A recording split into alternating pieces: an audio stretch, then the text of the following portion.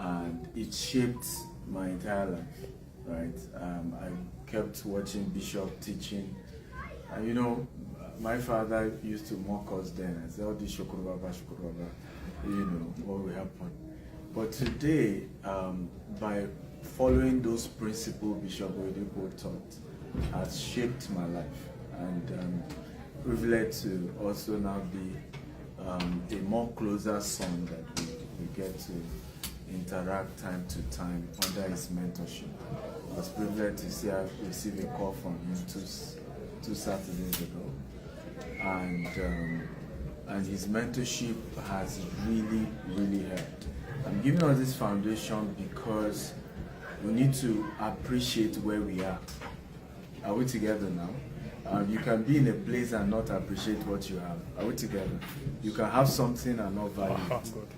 Right? You can have certain principles, you know, just that's the best way. Okay. Yeah. You know, you can have certain principles and not value the principles that you have. I want to encourage us to picture this morning.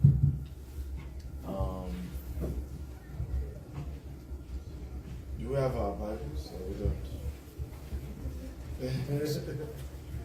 So, Lamentation 3:27.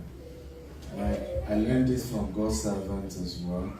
And he says, "It is good for a man that he bear the yoke in his what?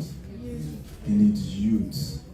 I think one of the major mistake young people make is to want things to be easy in their youthful days. Can I say that again? One of the major mistakes young people make is to want things to be easy in their youthful days. I think the days of being young are the days you should want to carry problems. They're the season to want to have challenges. Because there are certain challenges that are not sweet when you are 60, when you are 70, when you are 80. And that's what this scripture is saying. That it is good for a young man to bear his yoke. Bishop Oyedepo shared one of the prayers he made to God many years ago and said, "Lord, whatever problem I will face, I want to face it now that I'm young. I want to experience it now. Challenges of life, let me face it now. I don't want certain type of challenges when I'm old." Does this make sense at all? And we're aware that challenges are full of champions. You cannot be a high flyer in life without enjoying challenges. And like Pastor was sharing today, social media is just because you're comparing your life with somebody else. Say, see this person, see that person, God when. You know, one of the things I hate people commenting on my page the most is that word, God when. Right? I don't want to hear it. Because even business that I've run, I've been 17 years of running a business. Right? From trekking, from pasting posters, from doing everything right and still find yourself to people carrying fake news about you because you are famous. So man. Okay? So there is no God when. It is that a man has carried his yoke in the days of his what? Of his youth. So tap your neighbor and say, "Neighbor, you carry your yoke." You carry it. Or you are transferring it. You are looking for who will carry it for you. Mommy should carry it, daddy should carry it, uncle should carry it. Right? No, Canada government should carry it. You have to take your yoke in the days of your youth. And I'll share a few business yoke I took. Many years ago, I realized that a lot of Africans were investing in Dubai, and it's always stories and stories and stories, right? Somebody has scammed them, somebody has duped them, somebody has done this. And we too were running our business in Nigeria. The economy literally crashed. Naira moved from 190 to, was it 400 and something? So I knew that we cannot continue to run a Nigerian business. We needed to also earn in foreign currency. So we expanded our Dubai business. And to my surprise, of course, besides real estate, Now, our first year revenue surpassed, as at that time, maybe 12 years operations in Nigeria, or was it 13 years? Our 1 year revenue surpassed what we did in 12 years in Nigeria. Right? In 1 year. But it didn't come without its challenges. At some point, I still lost $1 million in the same July. Right? So, it is good that a young man carries his yoke in the days of what? Right now, we're doing a $200 million expansion in the US. But even that, soon I will be sharing with you the yoke of that one too. Okay? So, I think the first thing I want to make sure I correct is thinking that success, right, is something without challenges. No. It's that you should be happy going through those challenges because you are what? You're young. I say, Lord, thank you that I'm facing this now that I'm young. This will prevent me from facing certain challenges when I'm what? Older. You can see what's happening with our father in the Lord, Bishop Oyedepo, how today in his 70s, there are just certain problems Bishop can't experience anymore. True of us. Right? There are certain challenges he can't face anymore at this age. But why? Because when he was younger, he made sure he carried the problems. He carried the yoke. Example, working hard, right, is one of those things. Not always looking for the easy way out. One of those things is also starting a business. How many of you have a registered business in Canada? I don't care if you don't even know what to sell. Just register one. It's probably $200 Canadian dollars. If you have a registered business, can I see your hands up? Because we're in a home of faith. So, what is faith? Can someone tell me? Hebrew 11:1. What is faith? Evidence of things not seen. Substance of things hoped for, evidence of things not seen. Do you agree with me that proof of faith is that you go and register a company without seeing what you will sell? Come on, talk to me. Yes, sir. So, you see how this begins now? Register a company. It's part of exercising your faith. So, how many of us have invested in shares, in stock? I don't care if it's $50, $20, $100. Do something. Those are the yoke you need to carry in the days of what? Of your youth. Okay? Taking risk. Right? The yoke you need to carry in the days of your youth. Taking risk. Now, if you have a pen, you should write this down. Money is a reward for risk taking. Let me say that again. Money is a reward for risk taking. I'll repeat myself again. Money is a reward for risk taking. No risk, no more money. If you hate your current bank balance, right, increase your risk. Can I say that again? If you don't like what you see in your account, then increase your risk. The challenge we face as a people is that we've been deceived to believe that we can choose not to take risk and we'll be rich. How? Right? That's not how it works. Today, was it last Friday? There's too much moving around. If they can help prevent that, it's distracting. Okay? Was it last Friday? I was getting a report from our Dubai office alone, and they did over $1 million in transaction. Somebody will admire that, but will not understand what have gone through to build that business. The risk I took to build that business. The losses that I faced, the crisis that I faced, the fake news that I experienced in that same Dubai. So if you don't take risk, stop expecting certain level of success. Am I making sense at all? Because we desire certain level of income, we desire certain level of success in our business, we want to be rich, but we don't want to take risk.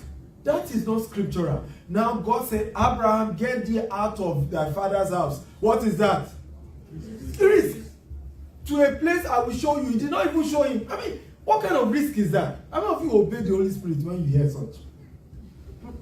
say, now, head to, just go on the route on your way to Toronto. I will tell you where your business will be. Who will do that? That's madness. All our covenant fathers took risk. Isaac kept what? Digging the well. Come on, who knows what I'm talking about? And then what happened? They were blocking it. That is an example of you, and that's why the Bible says Isaac sowed in the land and reaped 100-fold. He kept trying it. He kept trying it. That was risk. Jacob, that was risk. You serve your in-law, right? For 14 years, for 7 years, they say, oh, give me another 7 years. Then at what point could you be sure that God will bless you? And God has shown you a lot. But it was risk to just keep at it. Tell your neighbor, are you taking risk? Yeah? Ask them, are you taking investment risk? Are you taking business risk? Which one are you taking? Right? Because prosperity isn't just going to jump on you, right? By with you doing nothing. You say, I don't want to do anything, but I'm hoping. And that's why, please, I'm begging you, don't let Instagram fool you. Anytime you see something, ask, what are they doing? Right? What's going on behind the scene? What is this person doing? What is this person putting in to get the kind of result that they are what? They're getting. Don't just let it fool you from the outside. Sometimes people get, I made a post 2 weekends ago. I was on one of our construction sites in Ibejuleki till after 8 in the night. It was dead night, and we're just, working with the team, making sure they meet the deadline. And I said, these are the behind the scene you don't see about me. Because all you often see is, the eagle has landed. For those of you following me on social media, right? The eagle is now in Houston. The eagle is now in Canada. The eagle is now in... But you don't see the behind the scene. I was still in our Houston, I still went to tour some of our properties, still had to have meetings. So we don't always put that, right? Because sometimes some of those things may be sensitive, there may be security risks attached to it, there may be one thing or the other. But you don't always see the behind the scene. So stop just admiring the result. Does that make sense at all? Yes. Stop just admiring the outcome. Ask yourself, what is the risk people are taking? I remember when I moved to Canaan land, 2012, to be worshiping in Canaan land. Every time Bishop preach, I am not just interested in the word spoken. I always ask myself, what is behind this word? What were the risk Bishop Wedebo took behind what he's telling me now? Am I making sense at all? What were the practical steps? Because you can just be hearing scriptures and it just looks like there's some Hebrew. In practical terms, can I say an example where Bishop took this kind of what? Risk. That Bishop acted in faith. How does he also correlate into my own personal life? What are the examples where I need to also practice faith? Are you aware that nothing that will move you to the next level, particularly your business, your investment, will make sense at first? Everybody will think you are mad. Right? And that's why everybody got called at the beginning. People didn't like them. So many of us were wishing to be somewhere, but we still want the applause of people. So write this down if you can. You have become rich at least by 50% the day you overcome the need to please people. Can I say that again? You have overcome what? Poverty by at least 50% the day you overcome the need to please people.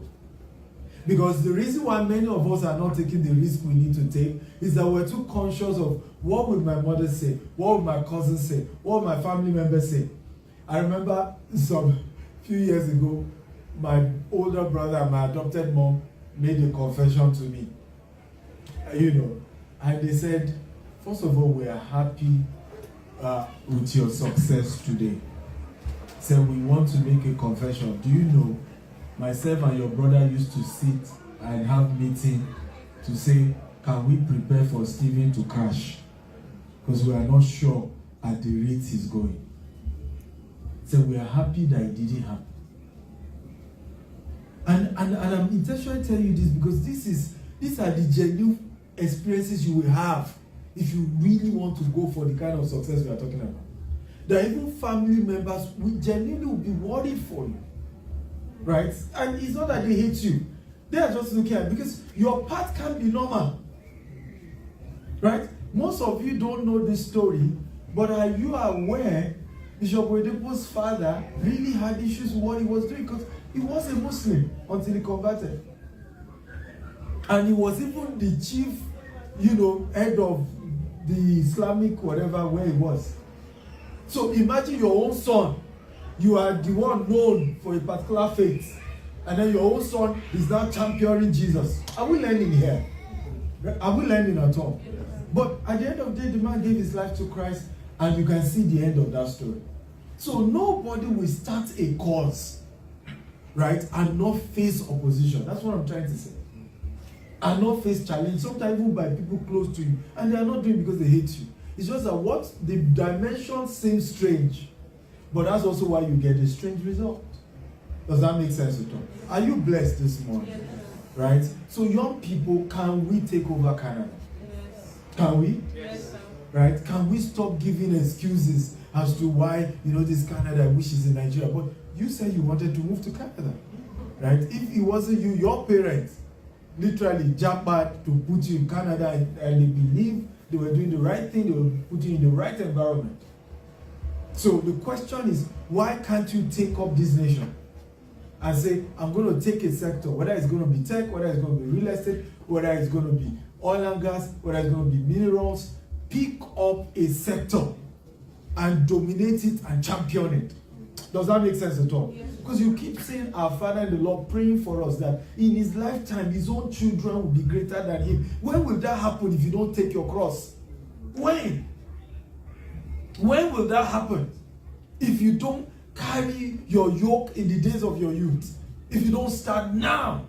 There's so much on your inside. There are books on your inside. There are businesses on your inside. Right? There are ideas that will change the world on your inside. Bring it out. Tell your neighbor, bring it out. Bring it out now. Bring it out. Bring it out. Right? Bring it out. And now, pick up sectors. Take up sectors and say, I want to be the best in this sector.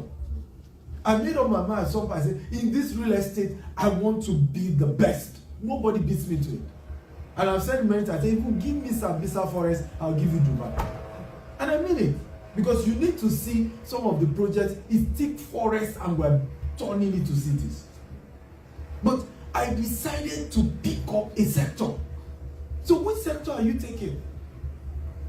And ask your neighbor and say, neighbor, which sector are you taking? This is not just are you taking music? Are you taking movies? Are you taking... You have to pick a sector. What's the response? We want reply, not just... We need a reply. What did the person say? What did he say? Oil and gas. Sport. Oil and gas. No, there's nothing wrong with sport. Now you see, he can't defend what he starts. No, he can't defend. Right? He said sport. Now we're asking him, he's denying. Come on. You can't deny your sector. There are sport billionaires, and you can be one. Right? There's something, and these are the issues. You want a sector, but you're people will think I'm not serious, or what's the fear? No fear, no. Right? Pick a sector and own it. Let's celebrate Pastor. Let's thank Pastor. I thought he was coming. Okay, are we together now? So pick a sector and do what? Own the sector. Right? Let it be your sector. Right? Don't be ashamed of it. People have to. When I started real estate, I remember I posted a picture once. Because we were a digital marketing firm before we expanded into real estate 10 years ago. So I took my staff to the first land we were to be selling. It was all water. Water. In fact, when you see the picture, you see all my staff were looking at me with a frowning eye. Like, something is wrong with our boss. Like, we were number one in digital marketing. All the presidential candidates were our clients, multinationals were our clients, and then this man is saying we should go and be selling water. Something must be wrong with our boss. And you could see it even in the picture. When I posted the picture, people like, guess what? All of them resigned. Because they just felt this company is going down. But today, 10 years later, see what the Lord has done. It's even that sector that is the biggest of our group of companies today. It's that same real estate sector. So don't be ashamed of a sector that you believe God has inspired you to take up. But take up a sector. And if you can't be number one or number two, don't even think of it. It has to be that deep down you are willing to be the biggest in that sector. Not average, not mediocrity, but the best. Can you shout, I will be the best? I will be the best. No, I don't like that energy. I thought they were young people. I will be the best. In my field. In my field. I will be number one. I will be number one. In my field. In my field. I'm taking charge. I'm taking charge of my sector. of my sector. So help me God. So help me God. Clap for yourself, everybody. Okay? I'll take a few questions if you want me to, and then I'll call it over. I was, your youth pastor hijacked me, so I had no choice. I had no choice to be here. Okay. So yes. Okay. If you have questions, raise your hand so that we know those of you question. One. Who else has questions? Who else? Two. So the man in white is two. What? Nobody else's question should lead to your own. So we have one, we have two. Who else? Not that later you now suddenly remember your own question. So. Okay. Who is the third? Is there anybody here? Third? I didn't say anybody. So just two. Yes, let's go. Thank you for. Yes, go ahead. Thank you for this opportunity. So we are talking about risk, and I'm like, I need to clarify something because I've taken a lot of risk. I've lost a lot of money. Yeah. Now I was told to start taking calculated risk. Yes. Now that calculated risk must mean that I shouldn't take a risk that at the end of the day it's going to stab me hard. Stab me hard in the sense that I was talking to one of the real estate guys in Nigeria as well, Lekki Garden CEO, right? And I was saying to him, because I also have like a large property land that I want to go into real estate. But the challenge that I've been having is the licensing issue. Now I'm standing on the word, I You don't mean licensing in Canada? No, not in Canada, back in Nigeria. Licensing. Yes, to get me the license for the approval for me to go on and start. That has been there for You did approval? Yes. Okay. Going for like almost a year. I don't want to give bribe.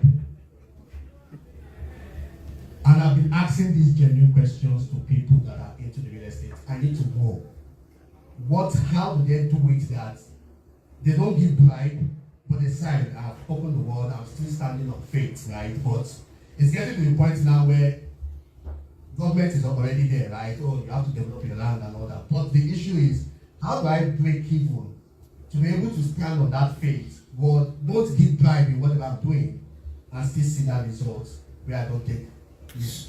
Beautiful. So I hope you know there's a difference between bribe and extortion. Right?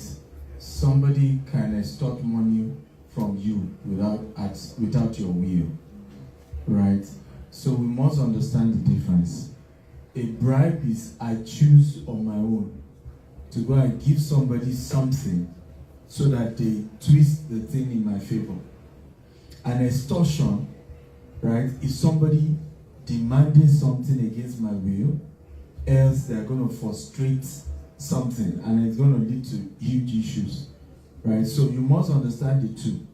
And I think these are also where why people of faith must have mentorship. And to answer your question about risk, the only way to take a calculated risk is just to have mentors. That's all. There's no other way. Have somebody who is already in it so that they can guide you how to go about it. The second thing also is consultants. It's not wisdom for you to say you want to do a project and you don't have permit consultants, right? You need to have people, and that's also what we do. We get consultants who understand, because I don't want to be the one to go and talk to some PAMSEC, and then it's extorting money from me, right? And I'm in between, either I give it or not give it, right? Rather, get a consultant. The consultant factors whatever cost are we together into it, whether it costs it PR or costs it whatever. It factors all the cost into it, and you pay your consultant, and that's a legitimate fee to pay somebody to help you get all the permits that you need. We're doing projects in Houston now. I'm not the one going to meet all the city councils for permits. It's not even in my interest. I have a white consultant I'm paying, right? And at best, I may appear in some of those hearings, you understand, just to listen to what's being discussed. But it's not even, it's because you later now say, oh, racism, because you are black, they didn't give you permit. Why not just get somebody who's been doing it over time? All the people who are to sign are his friends, right? And you can go to them, hear all that they need, that is required, and you're good to go. The same thing I was sharing yesterday about how we people of color do not know that there's a difference between employing black people versus business being owned by black people. Two different things. And it's business being owned by black people that we should be emphasizing, not black people getting a job. Am I making sense at all now? Because this is also why you then open a business in Canada, and instead of being smart enough to balance the employee so that you can attract Caucasian, you can attract Indians, you can attract Chinese, because you have different categories of employees working for you. You say, no, he must be a black. We want to empower black people. That's foolishness. It is in the ownership you can say, hey, in owning this company, I want to talk to my black fellows, right? So that we are the owners. Haven't you seen businesses owned by Jews? How many of those businesses did you enter and you see that from top to bottom is workers are Jews? Tell me one. Or Chinese or Indians, except in the case where it's a restaurant, right? And when it's a restaurant, it's just like a Nigerian restaurant. It's Nigerians that we eat it, majority anyway, right? But I'm talking about a big corporation, maybe an oil and gas company, maybe a construction company. Are we together now? So that's also why we need mentorship, because we sometimes get it twisted. It's in the ownership of organization that I can say, I want my people to own it, right? I want it to be owned by black people or people of color. That's okay. But you don't now create an organization that you need people from all culture to patronize you. They say, no. Right? The same thing, people even do that with religion. Say, no, only Christians must work in my company. That's not wisdom.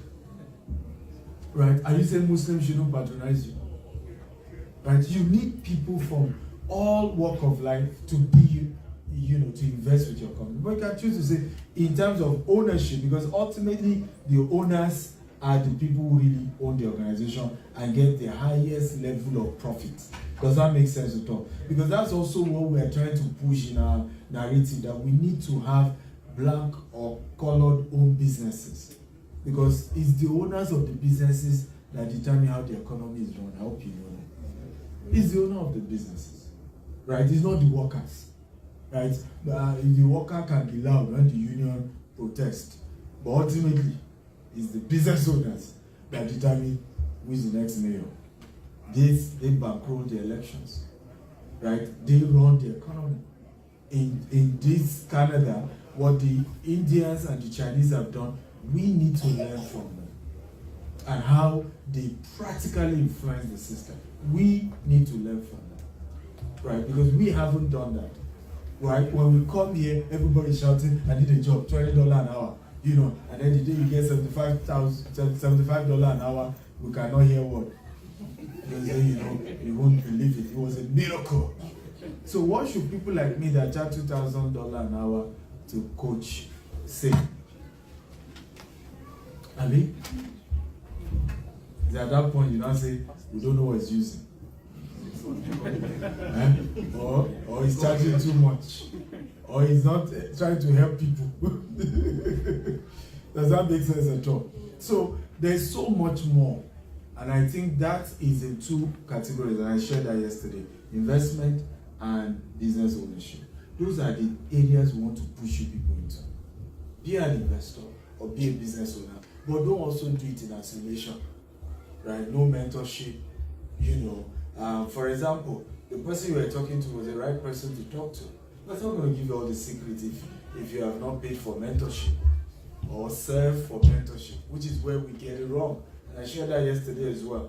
Many of us want, right? Many of us want access, but we don't want to serve. That's where the problem is. Am I making sense to talk? We want access, but we don't want to what? We don't want to serve. So you can't live your life that way, right? So people always ask me, you know, someone will tell me, Bishop, when people call you two Saturdays ago, why? I said, because I served 22 years now, right? I served. So there are certain assets you want, but you are not getting because you are not serving. So the man you are talking to, if you could figure out a way to build a stronger relationship, he will mentor you. That permit will come out in 1 week. 1 week. I promise you. Okay? But you have to figure out a way to make that relationship worthwhile for him. Not just, oh, help me, help your boy. Figure out a mentorship relationship where it's win-win for both parties. I hope it makes sense. Okay. I've answered you. So let's go get the permit. Number two.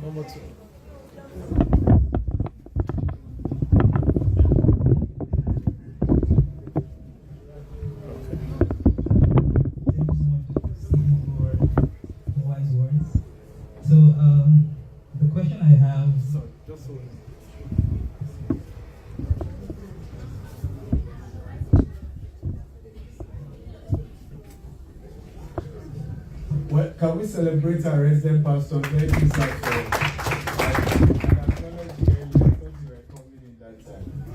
but that was a powerful word. Thank you for being a blessing to us. Can we celebrate him? God bless you. Please permit me.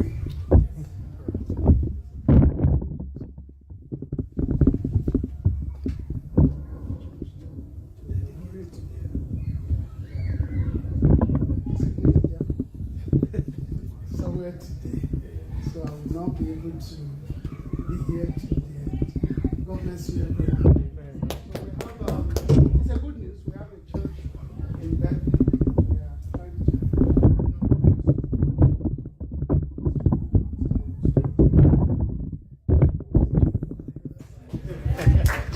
Thank you so much. Thank you, sir. Yes.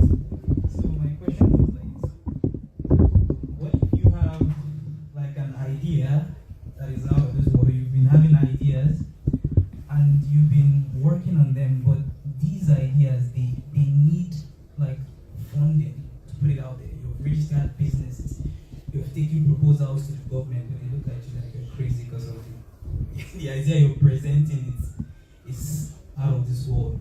But like you know that this thing is going to work. You've done your little experiments and your researches. So how do you go about raising funds for those businesses? Let me give you an idea. Let's say you you have an idea of something you want to do in space, right? But like you don't know the paths to get there, or even the funding or the people to talk to get there.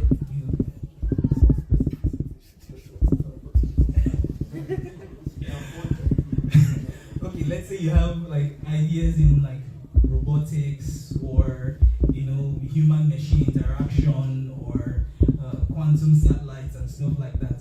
But like the funding to even build prototypes, let me put it that way, because some of these things need So like you I get your question. So the answer is very simple. Where have you worked before? Right? So many times we have these big ideas, just like you say. What gives your business idea credibility is called experience. Okay? So, and that's why sometimes you might choose to go and say, let me go do 1 year internship, right, with a robotics company. So that by the time I'm pitching my idea, because the challenge sometimes when you're trying to pitch things like this, we're wondering what's your pedigree, what's your background, where are you coming from, or, you know, how have you ever done something like this? Does that make sense at all? So you might be strategic to say, let me go work in a robotics company for a year, right? And that way I can say, hey, I was with Tesla, just give you an example. I helped them to build this, because while you are there will be a robotics that you were involved in building that automatically gives you your prototype. You see where I'm going now? And so when you are then pitching for funding, it's a lot easier for people to consider funding you. But nobody's going to give you money over something you've not demonstrated. I always tell people that every great idea has a startable phase. Are we together now? There's a startable phase to every great idea. I don't care how big the idea is. There's always the starting phase to that idea. Okay? There's a small way you can start it. Example of starting can be internship in another company that doesn't. How many of you are aware that Mark Zuckerberg's mentor was the founder of Dell Computers, right? And even Steve Jobs, I think, was also one of them. Right? Are you aware Bill Gates' mentor is Warren Buffett? And I go on and on to tell you, everybody had to leverage on another person's shoulder. So if we're asking, who is your mentor in robotics? Who have you learned under? Who have you worked with? Because that question will have even been answered by your mentor. They'll have tell you, this was the move I made, this was the step I took. You should go and make that move. Go and do this, go and do this. And it will be a lot easier. Yeah, I've taken some of these steps that you mentioned. Worked in a robotics company for a year. For 5 years. For 5 years. Yes, Good. and I'm working in an aerospace company right now Okay. that builds satellites. Good. So I have So, patents as well. Are you close to the founder of that business?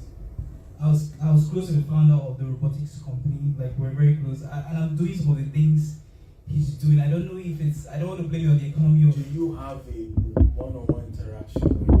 Yes. So why did you ask him this question? So I asked him, and So what did he say?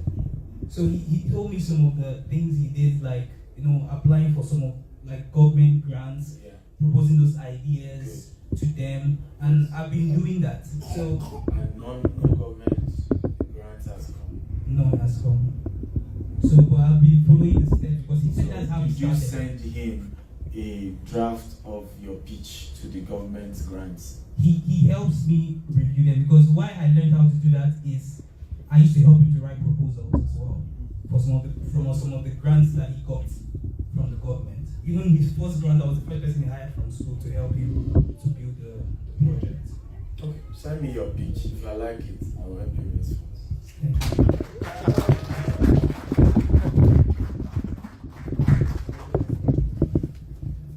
Final question. We need to leave. Final question. Thank you so much, sir, for this opportunity. I had talked about stock and shares, and I have been interested in those things for so long, but I've never really understood them. So my question is, like, how do you get the right stocks, like investing, or how do you get the right shares? Because I think I need more of the understanding of it, but I'm really interested, but I've never really understood the whole thing, how it Okay. works. So, again, this full disclaimer. I'm just giving you an advice. It's not in any way an instruction. I will advise that the first move is to get somebody to work under who will mentor you. But the model I have used, so I'll just share with you what I do is I focus on Fortune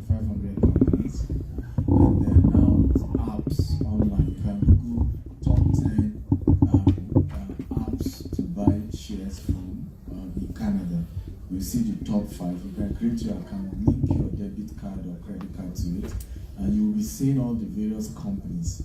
And like I said, you can focus on starting with Fortune 500 companies. So those are like the biggest company: Apple, Amazon, Tesla, and so on and so forth, right?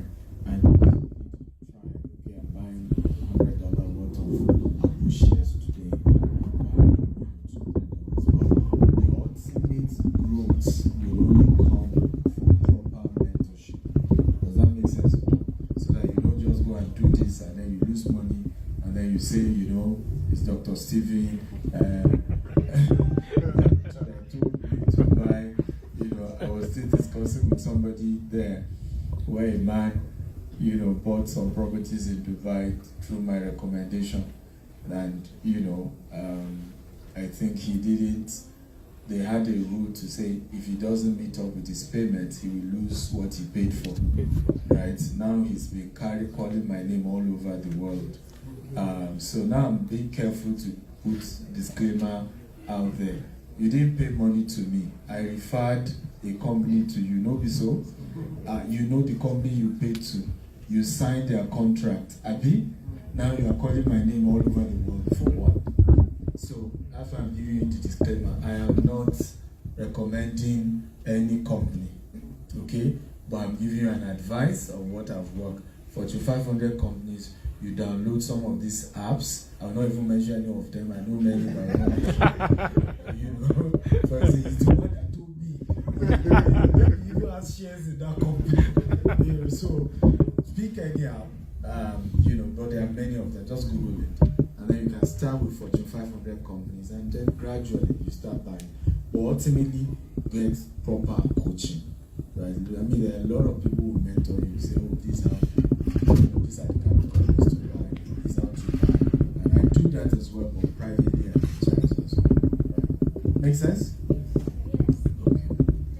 You're welcome. That's it.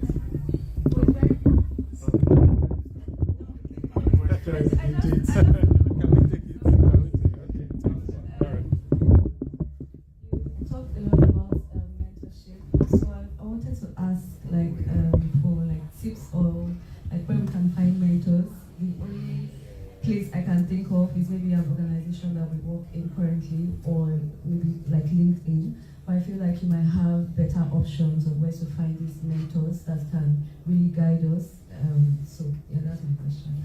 Beautiful. I think even the church mentors, right? If you do, it depends on the field you're trying to go into. For example, you want to do real estate. He's already into real estate, just, you know, and you may need to start there. Because sometimes when we say mentors, e.g., he's into robotics, everybody now thinks it must be Elon Musk, it must be, you know, there are some people who may not be at that highest level, but can still give you some substantial mentorship to start. Yes. Right? As you rise, you may look for a lot bigger. So church environment like this, look for people who are, you know, somebody in this church who is very successful in business. Maybe they already have built a multi-million-dollar Canadian business, right? And go and ask them to mentor you. It's not everything that has to be just online. Sometimes also your neighborhood, sometimes also where you work. Like I was asking him now, which was wise of him. You don't work in a company when you know you want to own that same type of company and not strategically figure out a way to build direct relationship with the founder.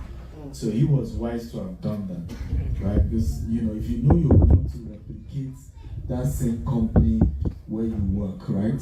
Figure out a way to build relationship with the founder of that business. Because there are certain deep insights you will not get from co-employees or even your direct boss, right? But from the founder himself.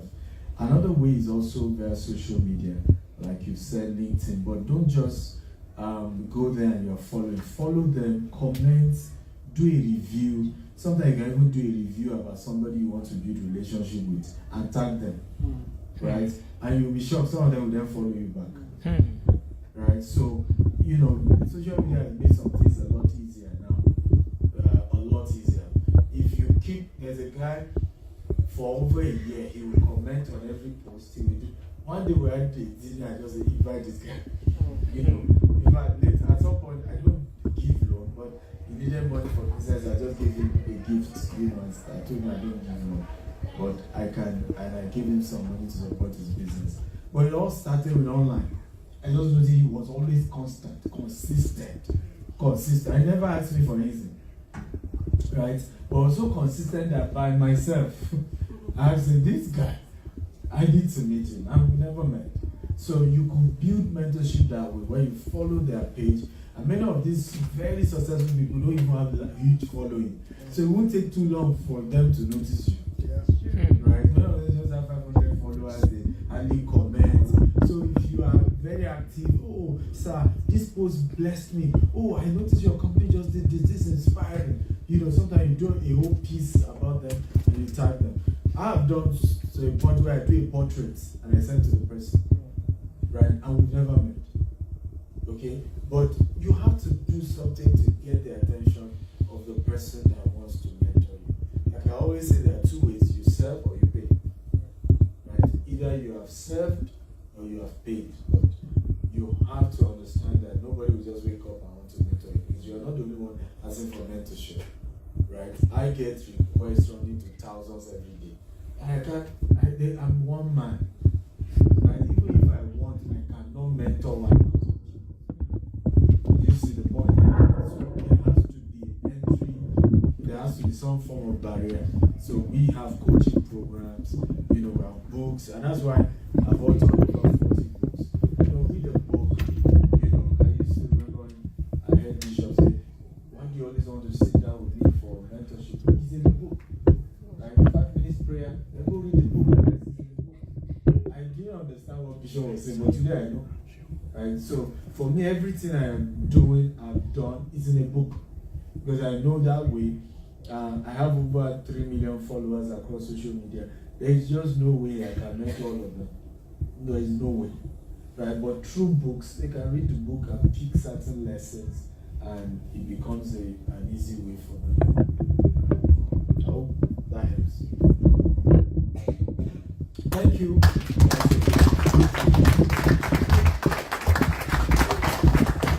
Okay, so there's only so much that said in mentorship for the family. Like they said, secrets of stories. People were there yesterday. We got 7. Some of those books, some people got 5. Some people, yeah, there's a lot to learn. And I mean, if Bishop David Oyedepo can call you, you mean something. I think. So it's very inspiring. When I listen to that call recording some weeks back, I was like, I'll get there someday. Amen. So let's do well too. He had a few minutes to sign a couple copies. So if you can get, I already had some people reach out for that. So we will sign some copies, autograph them for you, and you'll be on your way. Talking about mentorship also, StephenAkintayo.com. Please save that. StephenAkintayo.com can get you to his office and you'll be able to reach out. And there are different cadre of mentorship that you can get from that. Amen. So we'll be on our way very shortly. You want to get the books, please wait behind. We have them signed. And make sure to also write your name. I know that form is still going about. Is it on now? Is it on there? Yes. Okay, beautiful. It's on the last slide. This is not even writing your name, your email, and we get more information in due course. God bless you. And please keep shooting your shots. This man shot his shots. Is that English correct? He shot his shots. Now he's Amen. God bless you. I'll see you all soon. Please don't go if you want to get a copy of the book. You'll decide right here and you'll be able to have that for yourself. If you need that, please come forward.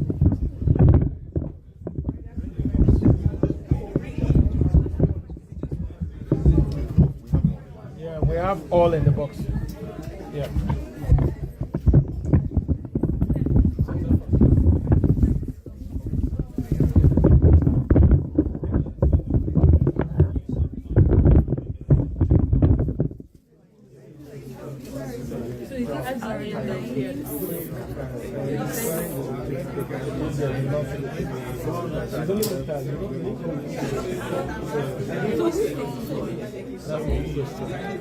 Let me hear the mic.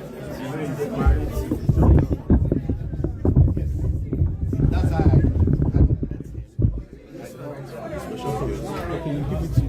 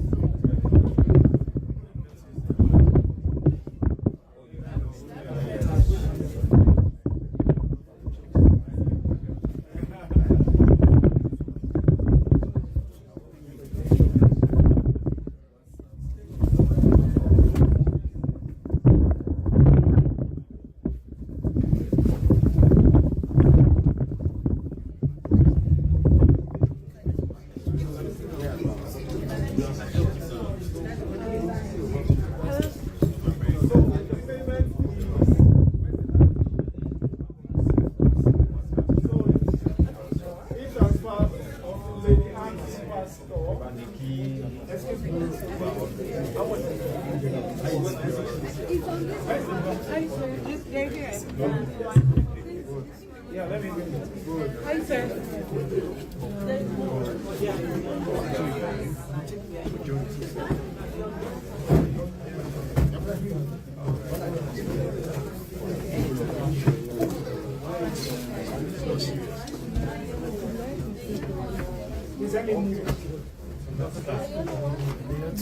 Sorry, sir. I'm gonna end it.